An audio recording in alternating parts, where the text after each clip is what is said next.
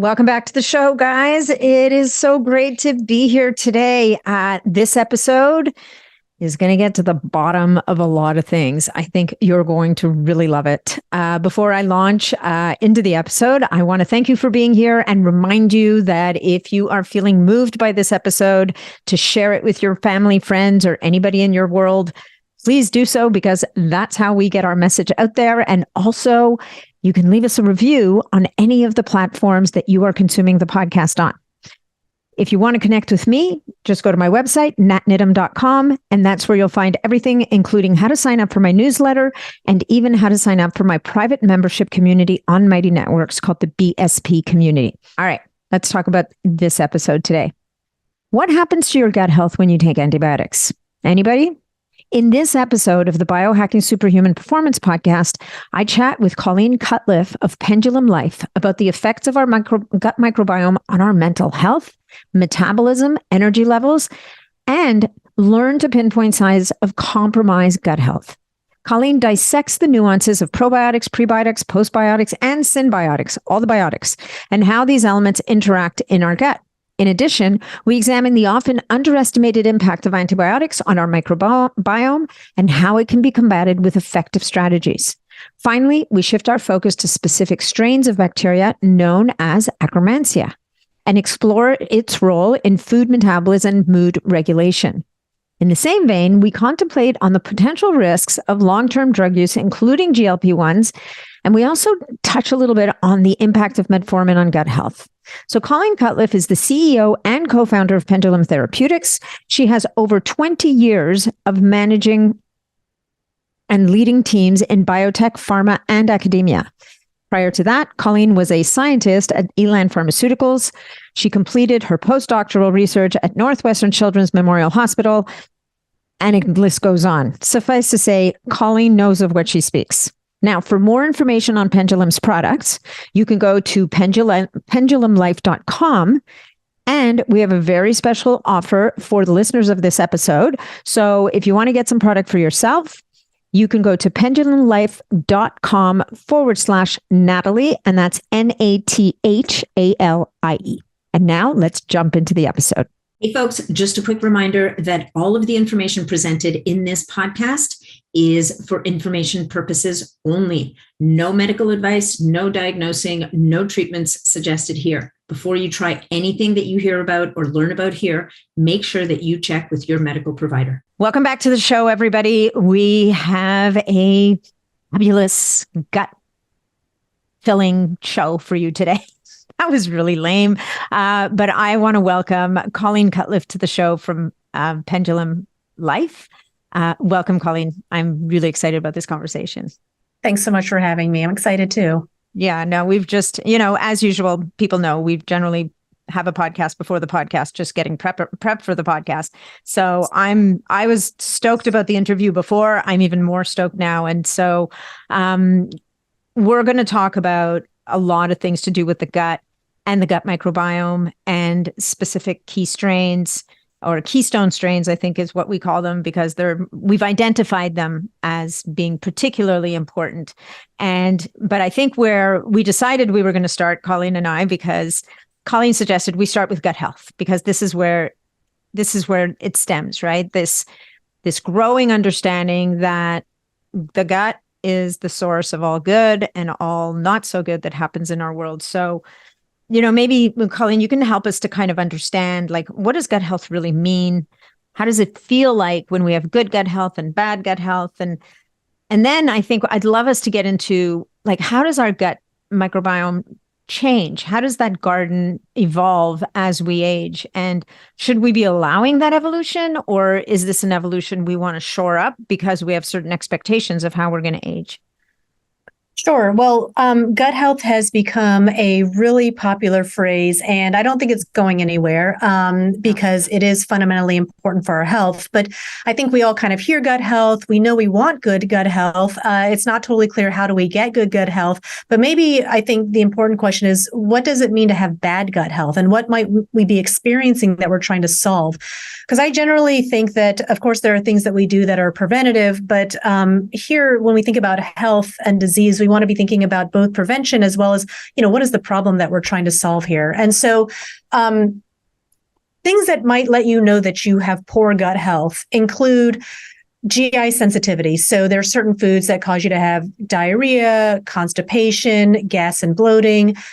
This is one of those things that as we age, we might become more sensitive to certain foods, or when we travel, all of a sudden we realize we can't eat certain things that we used to be able to eat before. So at the heart of it, if you have GI distress, that can tell you that you might need an improved gut. The second thing is our metabolism. So your gut microbes actually metabolize the food that you eat. And when we are young, we have really diverse certain gut microbes that are doing particular metabolism for us. And I think we can all remember a time where we could eat or drink whatever we wanted to. We didn't have to worry about it. And what happens over time is we know that we start to become depleted in some of those really important strains that are there to help us with our metabolism. The third thing is really around energy. So if you find yourself, oh man, I'm not sleeping as well, or after lunch, I really have this terrible, post-lunch slump, or I have certain days where I just have brain fog, there's a very important part that your gut plays in your brain function, this gut-brain connection. And so if you have low energy or brain fog or these slumps, that can tell you that you might need to improve your gut health. There's all kinds of other things too around, of course, immune responses and inflammatory responses, but I think some of the things that we experience are really GI distress. My metabolism isn't as strong as it used to be, and my energy levels have really taken a hit. And maybe the last thing I'll say along metabolism is food cravings. And I'll share with you maybe some really interesting stuff around food cravings and the role that your gut plays in telling your brain you need to eat sweets, fried foods, carbs, all the things that we know are supposed to kind of minimize. And so I think these are the kinds of things that you're experiencing that tell you there's an opportunity potentially to go after your gut to help you with these different conditions. Yeah, that's great. I think the fourth thing I would love to throw in there, and I'm sure you've got a lot to say about this, is mental health. And I bring it up because it's becoming, it's just everywhere. I think next to gut health, mental health is one of the biggest issues in our society right now. Between, there's the immune function for obvious reasons because of the last few years, but coming out of the last couple of years, and maybe because of the last couple of years, this whole issue of mental health issues has really, really taken on a whole new spectrum. And my understanding is that our microbiome is central to what's going on in our heads. And what I find a little bit dismaying is that in the conventional world, people are trying really hard to help people, but they're trying to do it only from a top-down level. And I wonder how much more successful we might be if we started to look at the gut, at least at the same time. Absolutely. So first of all, there is a huge amount of evidence around this gut-brain connection being super important and an important target. Your gut generates GABA, dopamine, serotonin in massive amounts. And not only that, there is literally a tube that goes from your gut to your brain called the vagus nerve, and all these neurotransmitters make their way from the gut to the brain, and probably vice versa. And one of the really interesting things for me personally is that when I started my career, I was working in a pharmaceutical company. We were developing drugs for Parkinson's disease. And we were entirely focused on the brain. And what happens in Parkinson's and Alzheimer's as well is that you start to get these plaques that form in the brain. And our whole mission was, how do we reduce those plaques? We just obsessed over those plaques and how do we get rid of them in the brain? And that's going to be the big key part to reversing or slowing the progression of Parkinson's disease.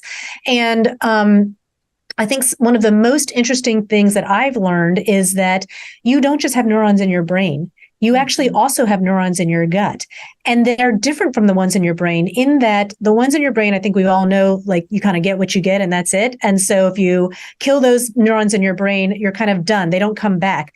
But the neurons in your gut, they regenerate. They're constantly regenerating, and they are able to form all these neurotransmitters. Like I said, they can produce GABA, dopamine, serotonin, and they can send those signals to the brain. And so you have an opportunity to get in with these neurons that actually can regenerate and help them to regenerate better.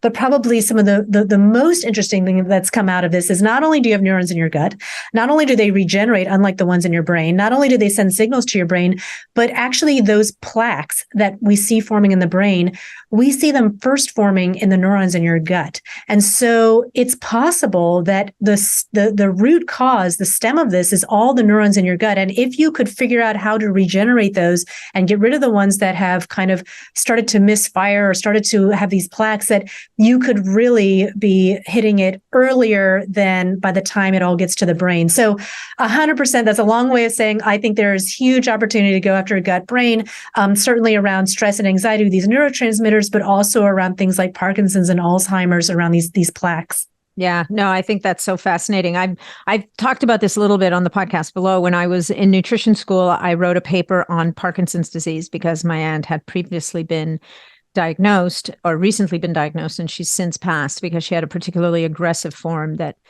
she was gone within 3 years, and she hadn't been diagnosed early in the game. But when I was writing that paper, I came across, it was the first time, I mean, this goes back like 12 years ago, I came across a paper written by a researcher who was postulating exactly what you're saying. And she had also found evidence in the olfactory nerves in the nose.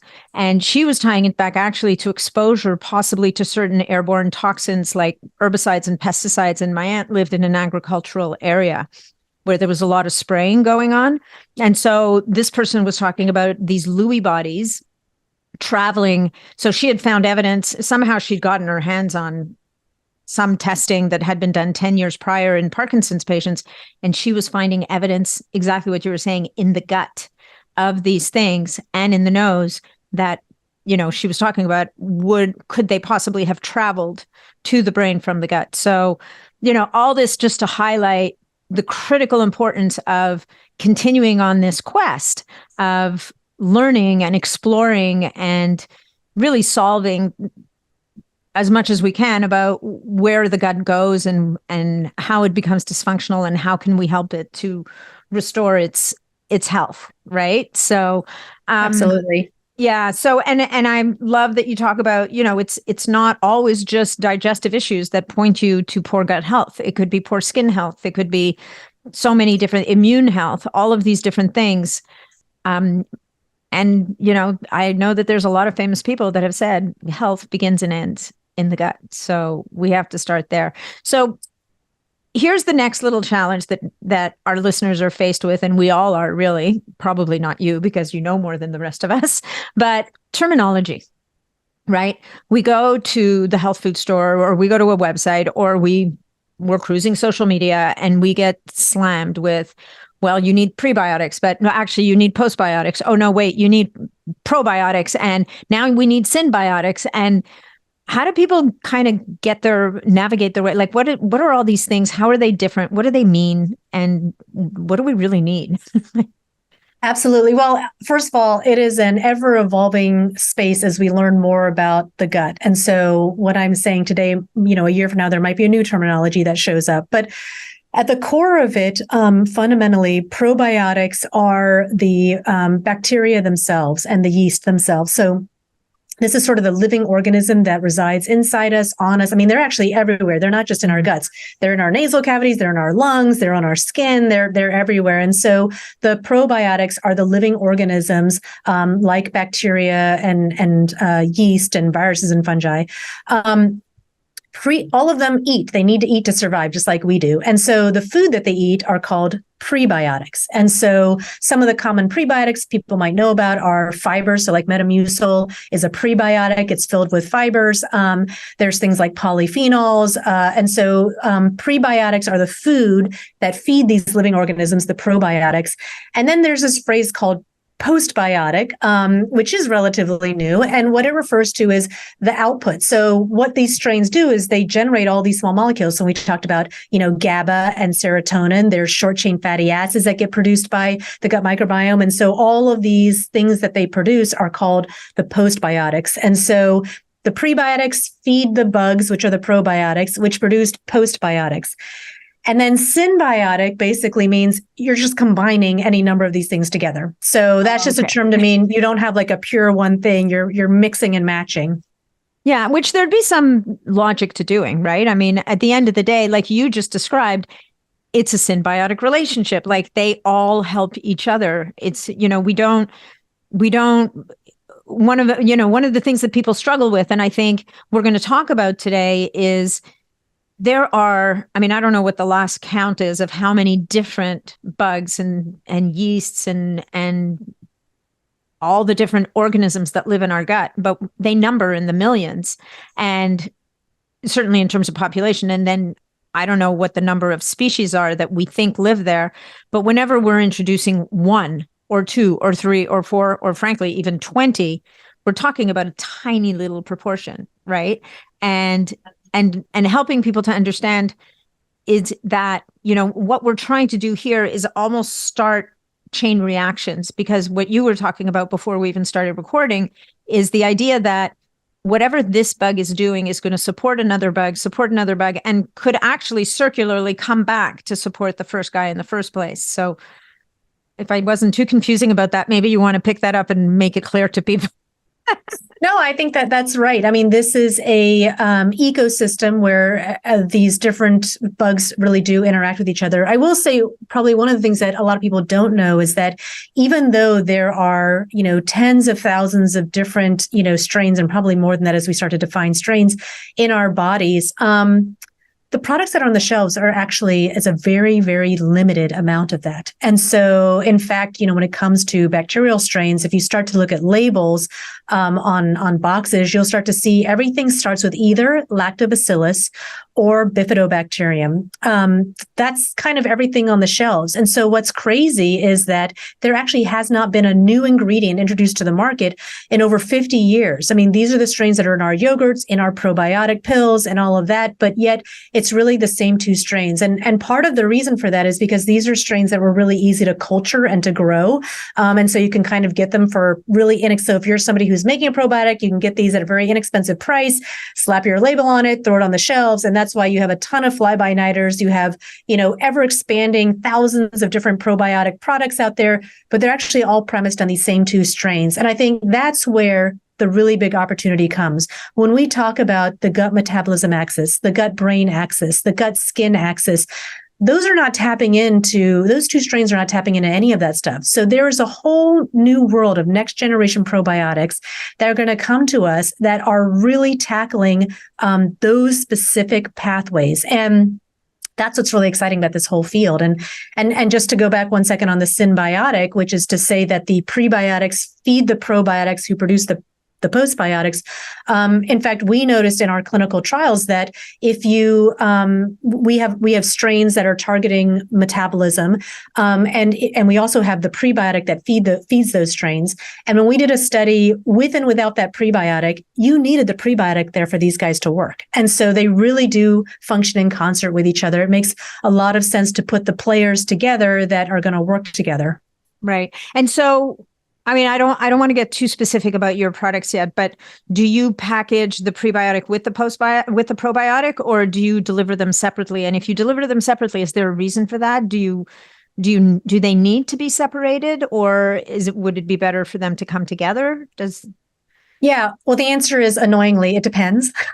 So that's the answer I give people 99% of the time. And I'm pretty sure somebody out there wants to poke my eyes out. Yes, she says that one more time. Nobody likes that answer. Unfortunately, it's the most honest answer. So there are certain situations where we know that you want to have them together because you want to deliver them together. And in those situations, I think about it like if I were to be dropped off on a deserted island, would I rather be dropped off by myself or with a cooler full of beers and sandwiches? I want my beers and sandwiches with me. And so in those cases, we're trying to give the microbes the best chance of reconstituting by having their food with them. In other scenarios, it's fine to have them separate because what you're really doing is you're trying to dose. So you need to have a ton of this prebiotic because you're not just feeding that strain that you're trying to grow, but you're trying to feed other strains that are also going to be helpful. And so in that case, you kind of, might have two pills, two separate ways to deliver because you're really trying to ramp it up in the body. And so it sort of depends on what the goal is. Yeah, well, that makes perfect sense. And then at some point, I would love us to even talk about where food comes in, because, we've got all these supplements, but at the end of the day, you cannot out-supplement a bad diet. And I think we all know this, those of us who are in the business and people who've been trying to survive on really bad junk food, and then just pop a bunch of supplements and think that they're going to make it all go away. The sad reality is not going to really work that way. And there's ways, again, like to your point, as much as you're going to may take a prebiotic to support your probiotic, there's still more you could be doing through just eating the right foods. Yeah, I mean, as much as I would like to support my diet of donuts, French fries, and bourbon, unfortunately, we do have to think about nutrition, which is sometimes a little harder than popping a pill. But absolutely, nutrition and the microbiome are tied at the hip. And I think about it like a car. So you could have an amazing car with this, high-powered engine, but you also need to feed it the right top-end fuel. And so the engine of your car is your gut microbiome. The fuel is your nutrition and what you're eating. So it's a combination of the fuel you're putting into your body and the engine that you have that's metabolizing that fuel that allows you to be really healthy. And so if you only think about one and not the other, you're kind of missing the two parts that you need. So nutrition is super important. So thinking about foods that are high in these prebiotics that feed your probiotic strains is super important. And so absolutely, you got to think about nutrition too. Yeah. So before we move on to our next topic, which we have all set up, I'm really excited about that. What are your views on nutrition? Because nutrition's become like religion. It's become one of the, a very difficult topic. You almost can't talk about it in public anymore because people get very emotional. You've got lots of different factions out there. I just received a new book today, which I love because their tagline is, this book will signify the end of the diet wars. And I'm curious to know, given your background and the business that you're in, what's your perspective on diet? And I know it depends because I say it depends to people all the time. But do you feel that there are certain tenets that we could carry across, which obviously we will include, not including, donuts, bourbon, beer, and whatever the other thing was that you talked about. French fries. Let's not forget the French fries or the hot chicken sandwich. Yes. Okay, now I'm starving. Well, first of all, the battle of diets and nutrition is not a new one. I mean, you can look back over time and see eggs are good for you, eggs are terrible for you. Everybody should be drinking milk every day. Oh my gosh, you should never drink milk. And so I think that this is not a new battle. And part of it is because it depends. Everyone's looking for that one solution and there really isn't one. So that's part of the issue. So they'll keep going on as long as everyone's looking for the one solution. And I think we're all going to be looking for the one solution forever. So these battles will always exist. That being said, I can come at it from we know that there are foods that are bad for us and they will always be bad for us. We know that things that are really high in, fat are not going to be, and, these deep fried foods. I mean, I grew up in the South. I love deep fried foods, but we're not really ever going to see a report that says you should live off of, burgers and fries for the rest of your life and you're going to be just fine. So there's some things we know that are bad for us.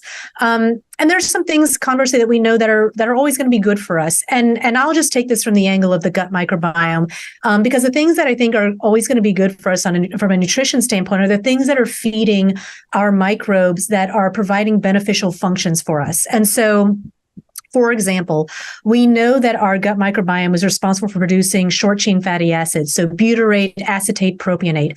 And we know that these are super important small molecules for not only our colonic cells, but also the other cells in our body. So, for example, we'll talk about butyrate we'll do one quick deep dive on butyrate.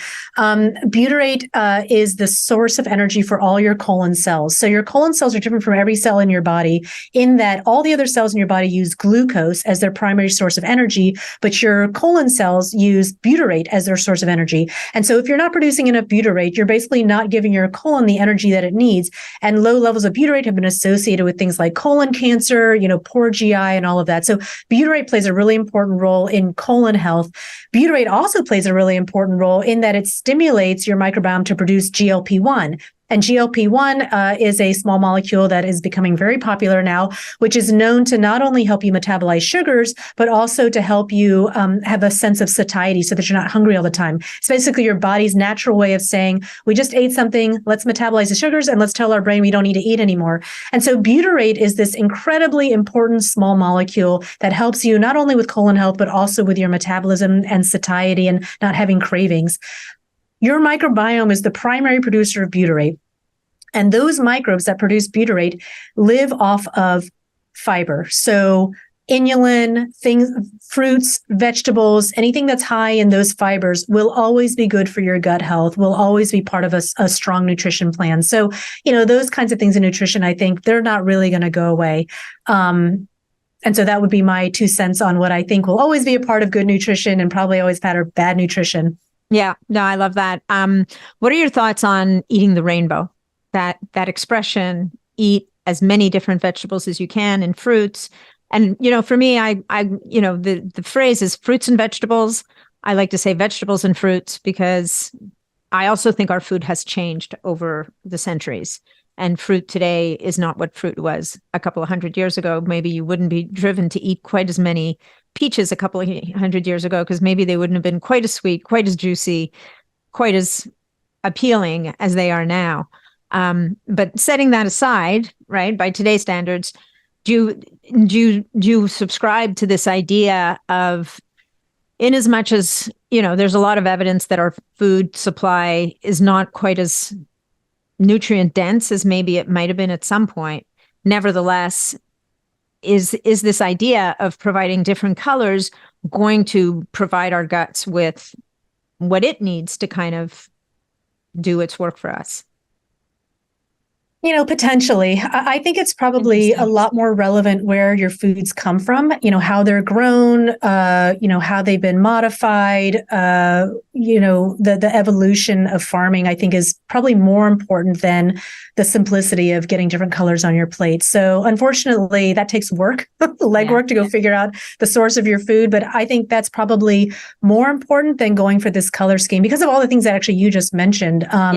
I think it's not necessarily, it's a hard world to navigate, but it really matters where your food came from.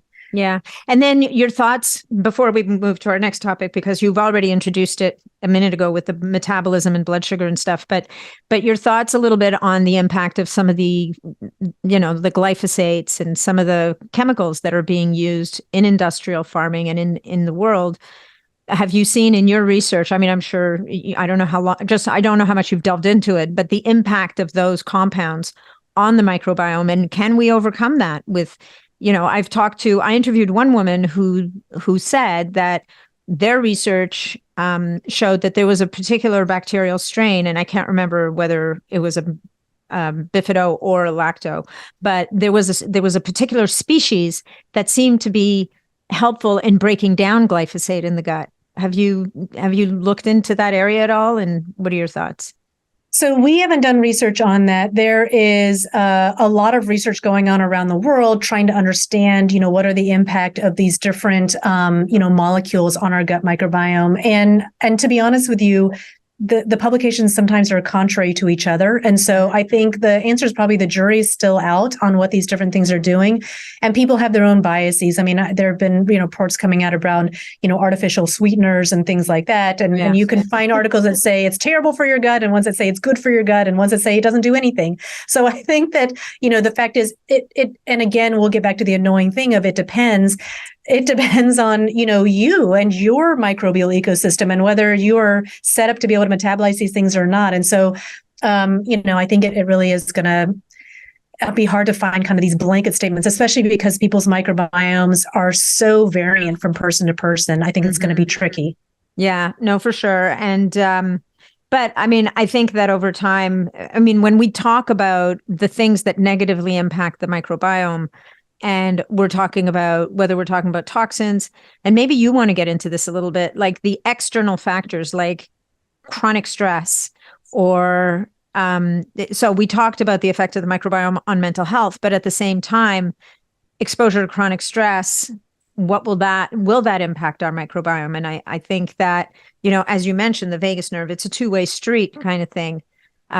Maybe exploring, touching on a little bit some of the different things in our external world that can negatively impact that microbiome aside from food. Absolutely. Well, the most impactful thing to the microbiome is taking antibiotics. So antibiotics are like a nuclear bomb to your microbiome. And to be clear, I'm not an anti-antibioticer. They've saved millions of lives. If you have an infection and your doctor tells you to take antibiotics, please take the full course. But it does decimate your microbiome. So the most dramatic thing you can do to your microbiome is to take an antibiotic. And then the second thing that impacts your microbiome is what we were discussing, is the food that you eat. So those two are kind of the biggest things that can swing your microbiome one way or another. Now, beyond that, one of the things that we're learning is that there are all these other external factors which can modify your microbiome. And maybe I would say, let's get more specific, they can start to deplete your microbiome. So as we said, having a diversity of foods that you're eating allows you to have diversity of microbes that are in your gut. And that allows you to have all these different functions that are important for health. And we know that diversity is super important, especially on those particular microbes. But what can happen over time as we age is that we can start to become depleted in those microbes. So as simply by aging, we start to become depleted in those microbes. For us women, when we go through menopause, we start to lose certain microbes. When you go through periods of intense stress, everybody has been through that, and even chronic stress, you start to lose certain microbes. When you travel and day becomes night and night becomes day, you can start to lose different microbes. And so there are a lot of things that are just associated with being a human being. We're all going to go through stress. We're all going to age. Unless there's some terrible reason you can't, we're all going to want to travel. And so I think that, we're not going to stop living, but we should know that these things are depleting our microbiome. Even if you have a great diet, and even if you are exercising and trying to watch what you're doing, you don't have control over some of these things that deplete your microbiome. And this gets us to some of these keystone strains that I know we'll get into, where it's been observed that in particular, there's one strain that you get depleted in all these circumstances: stress, aging, from diet, antibiotics, menopause, travel. And so there's one strain that has been kind of really globally started to become observed that you get depleted in, that's associated with all these different health issues. Understanding the role of that starts to help us understand how can we start to battle these things that are causing our microbiomes to become depleted. Yeah, I love that answer. Thank you. No, that's 100%. And so for people who, and they say that your microbiome is established pretty early in life, like whatever your personal kind of natural microbiome diversity is going to be established. I think it's in the first 2 years or the first 5 years of life that kind of establishes, and because we talked about this, everybody's garden is going to be a little different than the next guy's. And so, but by the time we're 2 years old, it's kind of like, I think it's 2, your garden's established, and good, bad, or ugly, you're going to be dealing with rebalancing. And is it possible? And I mean, I've heard that it's not possible to really restore proper balance to, for example, a person who was born by C-section, fed formula fed food, and therefore, was kind of set up for a microbiome that is depleted out of the gate. And you can never really, or can you, fix it? I 100% believe you can fix it. And I have, my daughter was preemie, had multiple antibiotics, had particular health issues. She has been taking very specific, regimen of diet and probiotics, and she is totally fine now. I mean, she's a teenager, so she's got a different set of problems, but her health issues are totally resolved. The microbiome is an incredible opportunity because you can modify it, and because you are actually modifying it all the time. And so if you believe that your microbiome can be altered in one direction, then you have to believe that it can be altered in the opposite direction. So I do not believe at all. I would stand and do a debate toe to toe with anybody who suggested that, whatever the microbiome is that you have at 2 years old, you're screwed forever. Absolutely not. Absolutely not. This is something that you can change, and that you can change for the better. And there is nothing about it that is preset in stone. This is on the nurture side of the house and not the nature side of the house. Great. I like to hear that. And so if somebody has to take up an antibiotic, which happens, I mean, like you said, antibiotics can be life-saving. And, I talk to people all the time. Oh, I've got strep. I don't want to take antibiotics. I'm like, you got strep, get your antibiotics, deal with the fallout later. Like just, having been on the wrong side of that equation, not that I didn't take antibiotics. I didn't know I had strep, went systemic, you don't want to go there ever. So are there certain strategies that you think are somewhat universal in terms of offsetting the damage of an antibiotic after, and I've heard research stated that if you take probiotics during the course and continue after, you might have it might be easier to kind of reestablish that balance, even though it's kind of a cat and mouse game while you're on the antibiotic. You're taking the probiotic, it gets killed, then you take an antibiotic, and kind of go back and forth. Yeah, I used to believe that it made no sense to take a probiotic while you're taking an antibiotic because it's basically just going to kill your strains. But yes, there has been some really good papers that have come out showing that if you are on a probiotic, a particular types of probiotics and strains that, and you stay on them through the course of the antibiotics, you're actually able to bounce back better on the other side of the antibiotics. And I would say, so there is good evidence that trying to keep your gut constituted with probiotics through the course of antibiotics can be helpful. The other thing I would say is that, one of the things that people experience when they're on antibiotics is GI distress. And so sometimes, even taking those probiotics to counter that GI distress can help you kind of get through the entire course of the antibiotic. Farmers have been giving their cattle antibiotics for decades because they noticed that when they gave them antibiotics, they became more obese. And it's not that they were trying to alter their microbiomes, it's that that's just true. And so that study's been replicated in humans. And we know that babies and toddlers who are systematically on lots of antibiotics are also more prone to obesity and type 2 diabetes as they get older.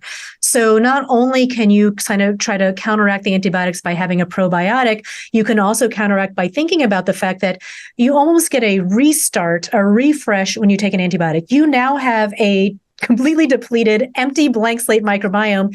And as I said, the second thing that you can do to really alter your microbiome beyond antibiotics is nutrition. So this is your chance when you're coming off an antibiotic or while you're taking it to really, if you're ever going to do a fad diet where you're like, I'm going to get super nutrition, I'm going to eat a ton of fibers, that is the time to do it. And so coming off an antibiotic, thinking about high fiber foods that are really going to give yourself a jumpstart to the right gut microbes can help you battle what can end up being chronic issues. And so a lot of times I think what ends up happening is that after people are on antibiotics, they're not really feeling well. They might have lost weight while they were on them. They're, maybe they were feeling sick, so they weren't really eating all their favorite foods. And now all of a sudden you can eat again and you're going straight for that burger and fries. And so I think that being really thoughtful around those first few weeks, trying to reconstitute your microbiome with healthy foods can be really impactful for avoiding those downstream impacts of antibiotics. Like a rebound. I love that. Thank you. Okay, good. So you've mentioned metabolism a couple of times. And so let's talk a little bit about, managing blood sugar and metabolism and this whole conversation, which the insight that obviously these two things are inherently bound to longevity and health span. And, how some of the drugs that are used to control for type 2 diabetes and a poor metabolism of sugar at the end of the day are now being used as longevity drugs. So, of course I speak to metformin, but there are others. Absolutely. I mean, I think it's not an accident that these drugs, which have been developed for people with type 2 diabetes, have been, people sort of taken note of them and started to try to take them for longevity. Metformin, of course, the more recent GLP-1s like Ozempic and things like that, are really being used by otherwise healthy people. So people that don't have type 2 diabetes to help improve lifespan. And it's because at the core of healthy aging is the ability to metabolize sugars. And we were saying this earlier, you don't have to be a PhD scientist or a medical doctor to know that your metabolism slows down over time, and very specifically, your ability to metabolize sugars. And so your body's ability to metabolize sugar starts to become a really important target for longevity and having, a healthy aging process. And so the gut metabolism axis is, for me, kind of the most fascinating thing, just purely selfishly. I mean, I talk about metabolism because I think about metabolism all the time. And as we age, we think about our slowing metabolism. What can we do to improve it? And so probably fundamentally, most people don't think about probiotics and metabolism. They mostly think about probiotics and GI health. But everything you eat is metabolized by your gut microbiome. And so it is incredibly important for your metabolism. And in fact, there are certain foods that we eat that can only be metabolized by our gut bugs. We can't even metabolize them ourselves. And so this is where unlocking the gut metabolism axis becomes super important. And your gut is actually, your microbes in your gut are have all the precursors to be able to help you metabolize sugars better. There's an entire system that we've evolved that lets your body know you just ate food and it's got sugar in it. We got to metabolize that sugar. We have to tell our brain that we're full so we're not eating again. And all of those systems live in your gut microbiome. And so as you go through these periods of stress and aging and all this stuff, you can lose those particular microbes. And so all we're studying and trying to do is to figure out, what are those things that you lose that help your body know, I just ate a meal, I don't need to eat anymore. I just ate a meal, I need to metabolize my sugars, and give them back to people to help them have better satiety and control over their cravings and to help them metabolize glucose better. And so the gut metabolism axis is probably one of the most powerful things that we can start to uncover for longevity and metabolizing sugars. Yeah, no, amazing. So you mentioned earlier about the role of the gut microbiome in driving cravings. Do you want to maybe unpack that a little bit for us? Because people talk about this all the time, right? It's like, all the time. There's a certain faction of people that talk about how the sugar cravings, the cravings for fatty foods, all of these things, there's something going on in the brain. And, the magic of the GLP-1 agonist is it affects those centers in the brain that drive that pleasure, that hedonic kind of driver in the brain that drives us to eat foods. But at the same time, you were just talking about GLP-1 that is produced in the gut or in the microbiome and how it can also kind of offset this. So maybe talking a little bit about the role of the microbiome in driving those food cravings. Absolutely. Okay, so we'll do a little quick biology 101 here. So when you eat foods, they're metabolized by certain gut microbes that stimulate your cells to produce GLP-1. And then GLP-1 has two roles. One is that it goes out and stimulates insulin production so that your body can metabolize sugar. And the other, actually, the mechanism isn't entirely known, but the other is that it tells your brain, we just ate, so we don't need to eat anymore. So it creates this feeling of fullness. And so these gut microbes that do this metabolism and stimulate GLP-1 production are super important. And the other thing to know about GLP-1 is that it happens really as you're eating. It's a reaction to eating that happens in your microbiome. So your GLP-1 levels are actually supposed to go up. They spike in your blood after you've eaten, and then they go back down, and then you get hungry, again, you eat a meal and then they spike. And so your GLP-1 is supposed to kind of be going up and down all the time in your body. And what happens for people who are losing these bugs is that they don't get that really high spike of GLP-1. They kind of have a lower spike, or they're not producing the GLP-1 stimulus. And so now they're not metabolizing the sugars, and their brain isn't being told, we just ate, we don't need to eat anymore. And so there is a very specific strain. There's actually only been 2 strains known to date that can stimulate GLP-1 production. And one of them is Akkermansia muciniphila. The other is Clostridium butyricum. And Akkermansia has and so these are 2 strains that help you metabolize your food and stimulate GLP-1 production. They're the only 2 that have been found, and you're actually not going to find them on labels except for ours. And so that's one way in which you can reduce cravings. And the other is that Akkermansia is also a putative producer of GABA. And GABA is a neurotransmitter which has been known for a long time to help reduce stress and anxiety. And so what this one strain is doing is it's stimulating GLP-1, which tells you you're full, and it's producing GABA, which tells you to calm down and brings kind of everything down. And so when you are feeling less stress and anxiety, everyone who's felt stress or anxiety knows that the first thing you do is you go to the pantry and you're eating. So by reducing stress and anxiety and increasing GLP-1 production, you're actually helping your body reduce cravings. And we kind of knew this pathway was somewhere, we knew that Akkermansia was potentially doing this, and this was the pathway underlying some of our products. But the most interesting that happened was that we never actually studied satiety, but we had all these customers coming back and telling us, I'm on this product because it helps me reduce my cravings. I just went to a holiday party and I passed the table of Christmas cookies, and usually I'm the guy sitting at the table eating all of them, and I didn't have a single one. People are realizing that they have reduced cravings, specifically around sugar and high fat, but also carbs, and that is one of the things that they're most looking for. And that's the same thing that people are looking for with some of these other drugs as well, because it sort of starts you in a nice kind of jump start to good health. Because at the core of these cravings is something that it feels a little bit out of our control. Well, I have these cravings and I can only satiate them by eating this food. And so by not having the cravings, it actually allows you to make better health choices, better nutrition choices. And that gets you on this really nice, cycle of positive reinforcement. And so your microbiome can help you reduce your sugar cravings. And help you produce GLP-1, which also helps you reduce your cravings. And so it's a huge opportunity. That's amazing. I don't think a lot of people know that, right? And I think that the GLP-1 agonist peptides that are out there right now I think they can be really powerful for certain people, but they are becoming disturbingly the go-to because they're easy.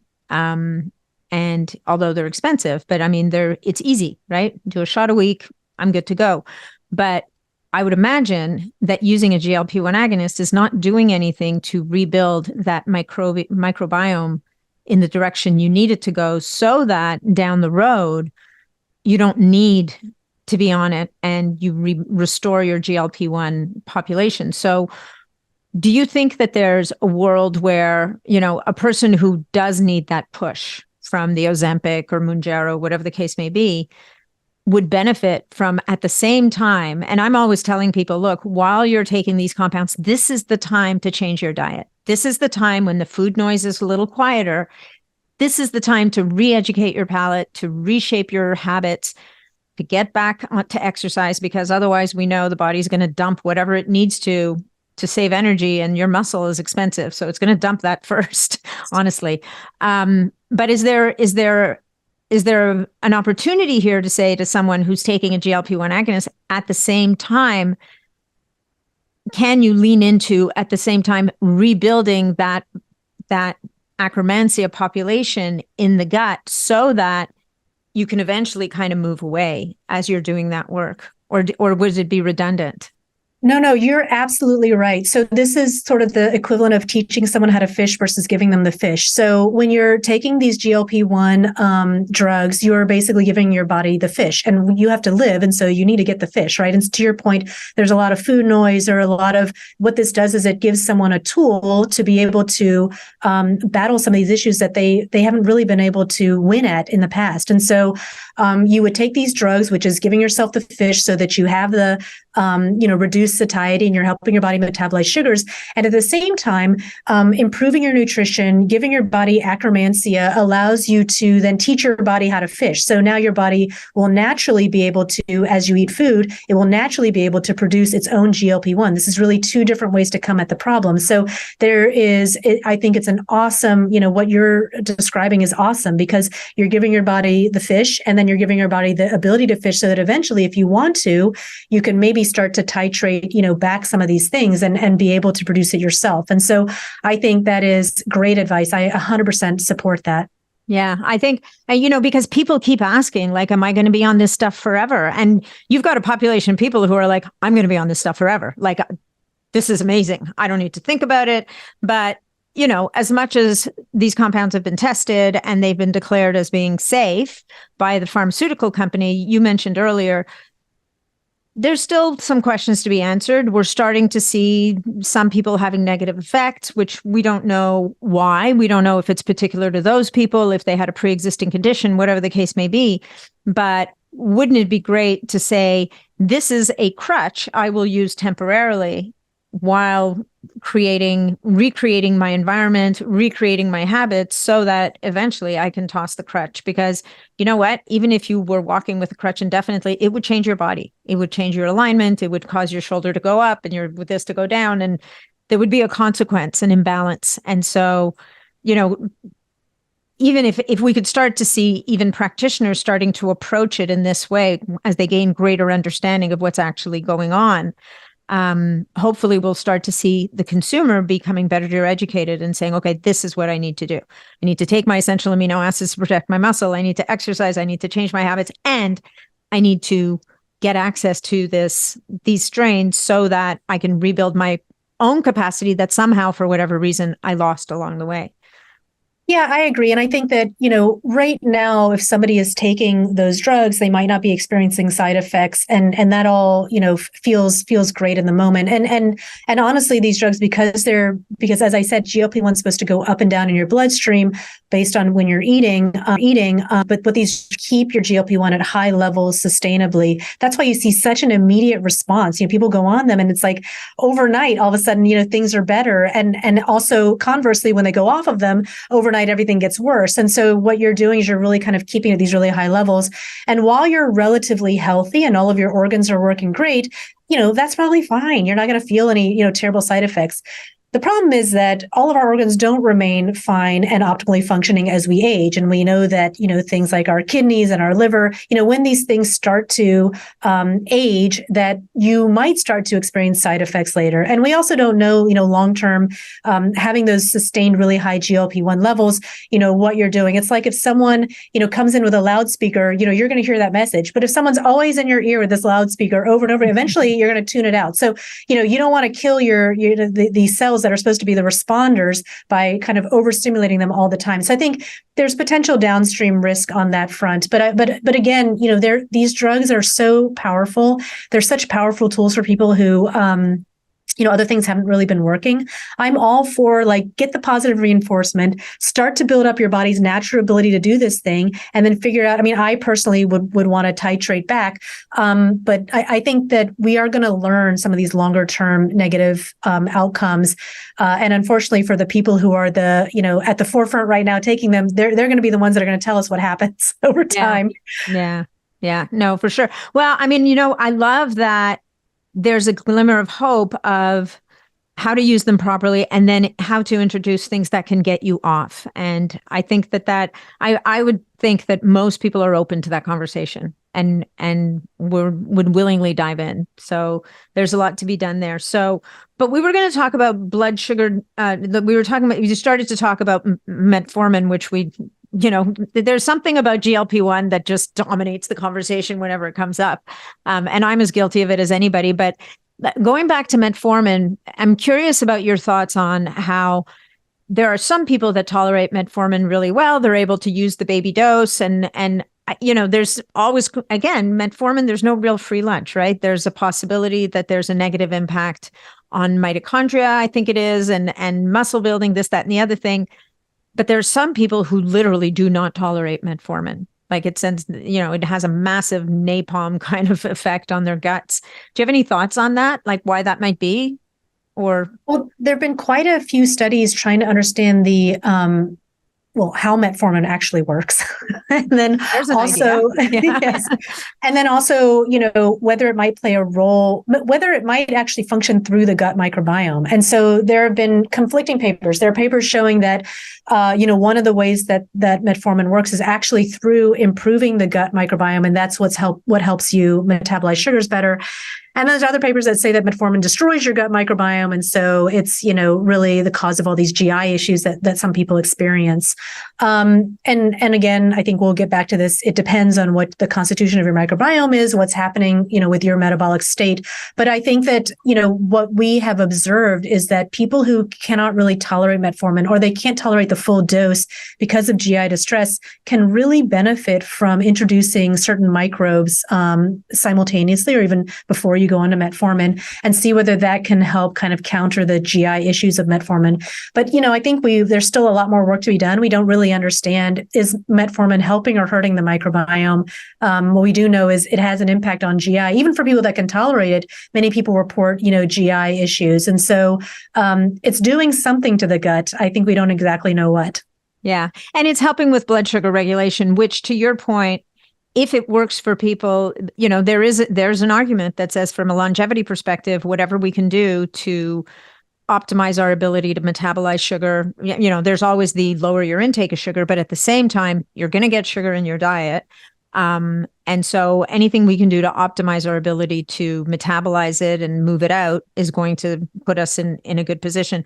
So, okay. So all of a sudden I was sitting there going, we have so much time and now there's not that much time left and we still have two really big topics to cover. So I'm going to jump to the next one. I'm not waiting for the natural segue.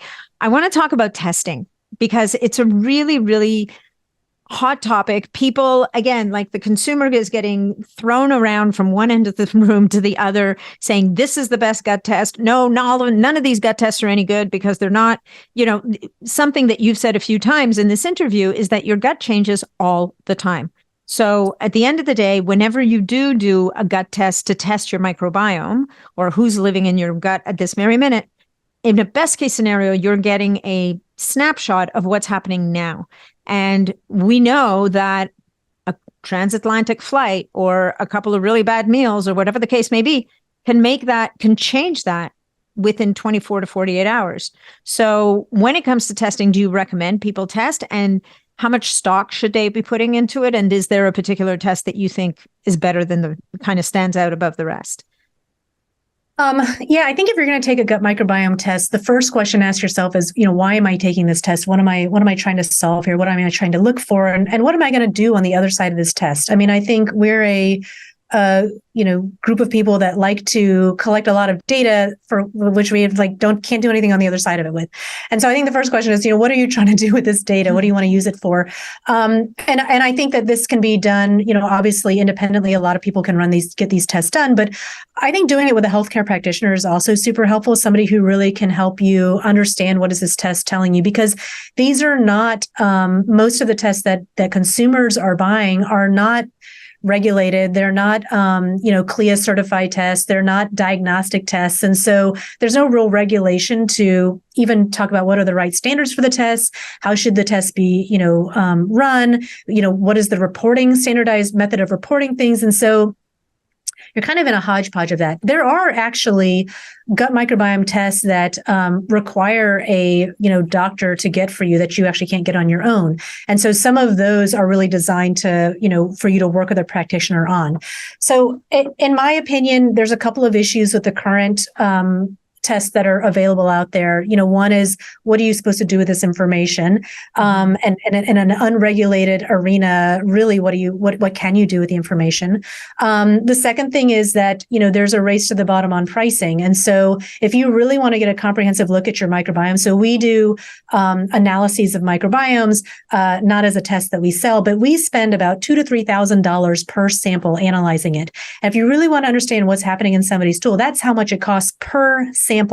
And to your point, because your microbiome is always changing, you need to have multiple of these over time to understand what is the baseline and when are things changing. And so, what are you going to do with this analysis? And then the fact that these guys all have to get to a price point that a consumer can afford, meaning it's a spotty test at best. It's not going to really give you all the information you need.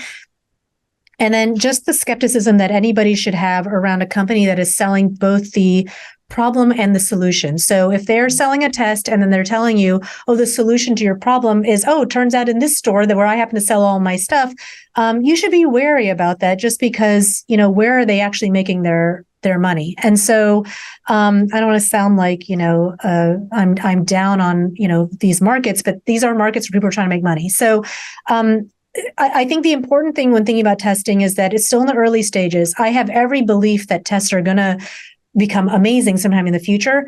I personally, don't take gut microbiome tests, and I don't recommend people do them unless they really are doing it alongside their practitioner who can help them analyze the results. Most of these gut microbiome tests are sequencing based, and then some of them are qPCR based. And so what that means is that your microbiome, as we sort of alluded to, is almost like this forest of all these different things that are growing in there. A sequencing-based test will tell you what are all the things that are growing in your forest. So it gives you kind of this overview of what are the different types of fauna that you have in your forest. A qPCR-based test basically says, okay, I want to know how many four-leaf clovers are actually in my forest. And that will tell you how many of something very specific are in there. So if you're trying to quantitate a very specific strain, you want to really be going after a qPCR-based test. And if you want to know, are there big gaps, you want a sequencing-based test. The only, and we've actually tested a bunch of these tests ourselves. And the one that I think has really kind of come out on top for me is one that is from DSL Diagnostic Solutions Lab. It's their GI map, and it really does look at, when a quantitative PCR-based test, specific strains, and it also kind of can give you an overview of all the different strains. you need a doctor to get it for you. You can't actually get it just as a consumer, but even more reason to do it, so that you can talk to your practitioner about it. I think that's kind of the only test out there that I think is doing a pretty good job. Yeah. No, thank you for that. I mean, look, I did gut testing with a practitioner because, as much as I talk to lots of people and I learn lots of stuff, at the end of the day, you don't want to be doing your own. And I learned a lot. I mean, it wasn't the GI map, it was a different one, but it was not cheap.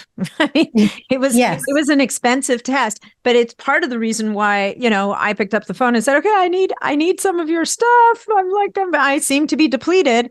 But also, it's interesting because at the time it was showing that my levels of one certain thing with an enzyme that decouples estrogens in the gut from after they've been bound in the liver, it breaks that bond. And so that gives the estrogen an opportunity to get reabsorbed into the body, which is not a good thing. And it showed my levels were, I think, 10x or 6x what they should be. So I'm sitting here pounding the calcium deglutarate, but at the same time wondering, what do I need to be doing to correct this problem in the first place, right? So, so I'm doing the fibers and all the things, and I am taking, not necessarily for that problem, I don't think, unless it is going to help, a couple of your products to kind of help me out in reestablishing things. So seeing as we don't have that much time left and we've been talking around this, and Akkermansia has come up a couple of times, and you have more than Akkermansia in your library of products, but Akkermansia is kind of like the golden child, because I think Akkermansia has been elusive as a strain to supplement to people. And obviously Pendulum has taken an approach and made it available to supplement with, so that you can do what we've been talking about. You can supplement and at the same time support, so that over time you rebuild that capacity in the gut. So let's dive into Akkermansia, shall we? Let's talk. Sure. Yes. And I'm aware of time, but maybe we'll talk about. I can keep going. So if you don't have time to stop, I can keep going, just to say.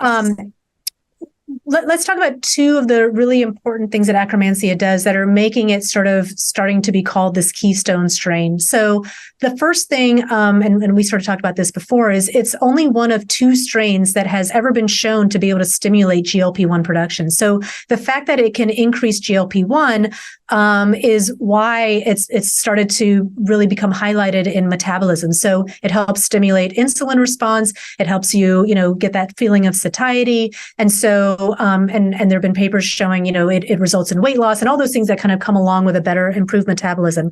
And because, as we said, your ability to metabolize glucose is at the heart of longevity and healthy aging and health in general, Akkermansia is being called a keystone strain because of that. Now, that is super important: gut metabolism, helping you metabolize, helping you produce GLP-1.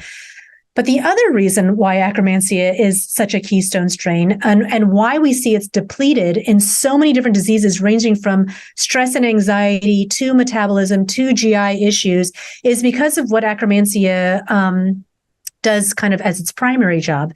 Mm-hmm. And what it does as its primary job is it restores your gut lining. It maintains your gut lining. So your gut lining is sort of like a wooden fence. So I have a wooden fence in my backyard. It has all these planks that are held together by glue. When I first moved into my house, the fence was great. It was sturdy and strong and all of that. But what happens over time and through different weather and seasons is that those planks can start to weaken, that glue can start to weaken, and a plank can start to fall. It's exactly the same in our gut lining. It starts out, we literally have these planks, these cells, and you literally have this glue. It's called mucin that holds them together. And what can happen over time and wear and tear is that glue can start to thin, those cells can start to break, and you get what people are calling kind of leaky gut. And that's really problematic because it means that your gut lining has essentially holes in it. And so all the things that are being produced inside, they're supposed to say inside the gut, are leaking out and kind of causing, disarray in your inflammatory and immune responses, but then also things in your bloodstream are able to come in, and that can lead to pathogens making their way into your gut microbiome where they're not supposed to be existing. And so you really, really want to have this strong gut lining. And Akkermansia is the only strain that is known that literally lives at your gut lining. And all day and all night, all it does is it strips down the old glue when it gets old and puts up new glue. And so it keeps that fence really strong. And it's the only strain that's known to do that. And so that's the other reason it's a keystone strain, because having that really strong gut lining is what enables all the other strains in the work that they're doing to actually be productive. And so that's why when people are on Akkermansia, they can experience benefits ranging from my GI improved, like I can now eat foods that I wasn't able to eat before, to I lost weight, or my continuous glucose monitors tell me that my glucose spikes have gone down, to I'm not craving sugars anymore, and I'm able to resist, wanting pasta, 3 meals a day. And so to even people having reduced stress and anxiety, better sleep. And so when you say, well, how could one strain kind of really be involved in all these things? It's not a panacea, but the reason it can be involved in all these things is because it is really your gut lining. It is the foundation of your home that you are enhancing that allows everything else to flourish. And so Akkermansia was only discovered about 20 years ago. And people have been studying it. If you look on PubMed at publications, you'll see there's like nothing on it. And then all of a sudden there's just this exponential increase. And that's because DNA sequencing allowed people to identify it. It was actually, discovered by a professor at Harvard who started to understand its role in obesity. And so it's just been skyrocketing. And it's incredibly hard to manufacture because, as you imagine, as a strain that lives in the gut lining and kind of removes glue and puts glue up, you're like, how do I grow this thing outside the context of the gut? So it's actually been really hard to figure out how to manufacture. And that's one of the huge breakthroughs that we had, was not only understanding the importance of this strain and helping to contribute to the massive amounts of wonderful data being generated by researchers around the world, but also to figure out, well, how do I grow this in a regulated environment that allows me to put it into a product to help people, and how do I demonstrate that it actually has clinical efficacy for these patients? And that's been probably one of the most important contributions that we've been able to make as a company, and that I'm super proud of and really excited to be able to bring to the general public. Yeah, no, honestly, it's fantastic, because for years I would hear about Akkermansia, but you can't get it. Right. Like, okay, really, that's super helpful. Thanks so much for coming out. But one of the things that people talk about with Akkermansia is, it's, to your point, like, it's very hard to manufacture. Is it also hard to keep it alive or viable? I don't know if alive is the right word, but is it difficult to keep it viable in the transit time between when it leaves its birthplace in your lab and when it gets to the consumer's house? Because I know, like, I was waiting for the box at the door, ran it to the fridge, threw it in the fridge, said, "You're fine now." But is that really like a big issue? Is progress being made in terms of helping it to remain stable and viable in transit? And is there such a thing about, because I know people talk about heat-killed probiotics and they still have value. And you've got a funny look on your face. You've got something to say about this. But go. You go. Yeah. So, you're right that one of the challenges is not only growing Akkermansia, but also keeping it stable. And we've been doing a lot of work on how to maintain the stability, but also the activity of the strain. And it's a pretty exciting time, because we actually are just releasing a 2-year shelf life stable version of Akkermansia, which is now able to kind of, you don't have to be in panic mode waiting for the thing and putting it. These things all last longer in the refrigerator, but this actually has a 2-year shelf life stability. So we are working on that, and I think that is a challenge. It's really hard, because you're taking something outside of its normal conditions and trying to keep it alive until the person's able to ingest it. On the heat-killed strains, I only make a face because there are proteins on the market and peptides, and they're super effective, and that's great. But if you're going to buy a probiotic, you're trying to buy something that's live and is actually producing something and doing something inside your gut. It's like, would you rather buy a car that is broken down and you can just get the parts, or would you rather have a car that can actually get you from point A to point B? If your goal is to get to point B, I would much rather have the functional car than just the parts. Right. And so that's what, for me, the heat-killed strains are really like a way for people to get around trying to figure out how to stabilize the strains. Because if you get the full functioning car, you also get the tires that come with it and all the different parts. And so I really, the heat-killed strains for me are a little bit of a marketing ploy to force you to keep buying them. Like there's no way again, with the teaching your body to fish, you're not doing that. You're just delivering, the final product. And I really do believe that if we can take these strains, get them to concentrate on our microbiome, eat the foods that feed them, you maybe don't have to be on the pills for the rest of your life. And so that's the goal, is to kind of be able to live healthy.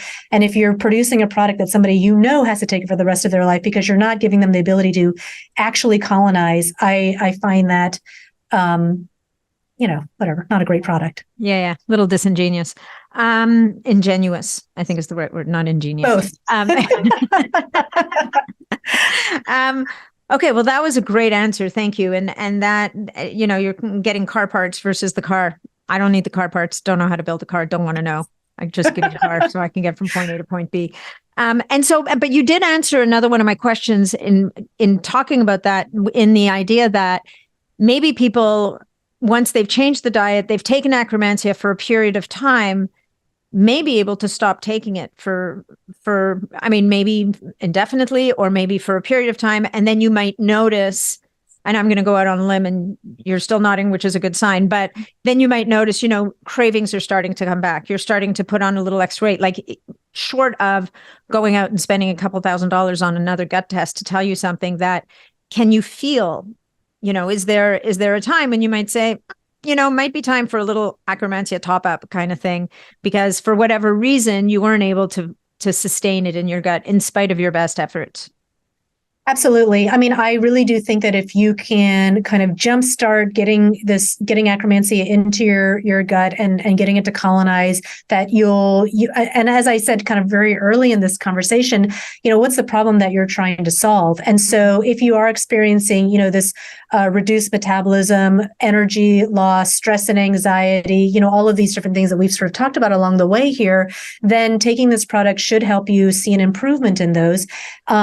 And actually, if you're able to colonize it and have a diet that helps you maintain, and so particularly for Akkermansia, a high polyphenol diet, polyphenols have been shown to be able to increase Akkermansia. So before, when you read about Akkermansia and people would say, well, you can't really get it anywhere, they would say, oh, but you can ingest polyphenols and that helps Akkermansia grow. That's true. So if you can have polyphenols in your diet, and then also these certain types of fibers, that might be able to be just good enough for you to be able to maintain your Akkermansia. And then if you start experiencing some of those, issues arising again, to your point, it might be time for a top up of it. I think that, over time, because we do become depleted in Akkermansia from some of these things that are a little bit outside of our control, you might need to be, on it to kind of replenish, and then maybe, maintain a good diet, and then you might need to go on it again. But, I'm not here to create a product that people become dependent on for the rest of their lives. I'm really here to create products that help people improve their health in ways that are meaningful to them, that they can measure. And so I tell people this, like, if you take it and you don't feel anything, don't stay on it. Like, I'm not here to fleece you. And if you can take it and you can sustain it through great nutrition, go for it, do that. And so I think that's for me, that's the goal of the company, the goal for what I want to contribute to this world. And so it's not about having something that people have to stay on forever, which is why I make snarky faces around people who are doing that. But really, you could potentially, not have to go on it again. Yeah, that's amazing. Or go on it periodically. Okay, last question. Apple peel and Akkermansia. Yes. Is that one of the fibers that... Now you're flat out laughing. Well, what's interesting is in my infamous test, one of the things that showed up, which I was extremely dismayed about, was a mold that only grows on apples. And I don't eat apples. Been using apple peel powder a lot over the last number of years. And now I do have a tendency to not throw things away. And maybe there's a bag that was open and it stayed at the cottage over the winter. And then I came back in the spring and then I started taking it again. And maybe moisture got in and it grew this mold. I mean, like, I can totally understand how it could happen. I'm not here to knock anything. But at the same time, do you have an opinion on, these apple peel products, can they be helpful in helping Akkermansia to, like, I think that if you've lost your Akkermansia in your gut, you can give it all the food that you want. It's not going to come back. Like, you've got to reseed it at some point. Because the apple peel powder and the polyphenols even, they themselves are not going to magically produce Akkermansia if it's not there in the first place. Yeah, I mean, if you have low levels of Akkermansia, you can boost it through these things. But if you have no levels of Akkermansia, it's true. There's never been a food found on Earth that has Akkermansia in it. And so if you really don't have any, yeah, to your point, you can't magically all of a sudden have it. I was only laughing because I don't think I've ever been asked this question about apple peels and mold and Akkermansia. So that's a new one. And maybe I actually don't know. Okay. So I should go check that out and get back to you with an answer on these apple peel, especially the powder form and what might be happening there. Yeah, well, part of it was the protocol was to peel 3 to 4 apples every morning, up to 5. And I can tell you, your fridge fills up with peeled apples awfully fast. And you can only make so much apple crumble, apple pie, applesauce before you start to think, and you're feeding your family all these apples without peels, which you've now been told you really need the peels. And so you feel disingenuous because you've taken away the fiber, you're feeding them the sugar, all the things. And you're like, okay, I'm just going to buy the organic apple peel powder and I'm going to solve this. Yeah, that makes sense. For all. Yeah, that makes sense. Yeah. So anyway, thank you so much for going on down that little rabbit hole with me. Thank you for this. I think, thank you so much for taking the time to share all your wisdom with us, because that was a lot of information. So hopefully people sat and took notes, and maybe they'll just have to listen to it a second time. If anybody wanted to get their hands on the Pendulum Life Akkermansia, you guys, there's 2 different links for you. There's one that I think is a landing page that somehow is associated with me. You can go to pendulumlife.com/Natalie, Natalie with an H, Nathalie. Or you can just go to the Pendulum Life website and type in Niddam, my last name, Niddam. And either way, you're going to get 20% off your order. So, or maybe your first order. So, Colleen, why don't you let people know where else they can find you or more information and all that jazz?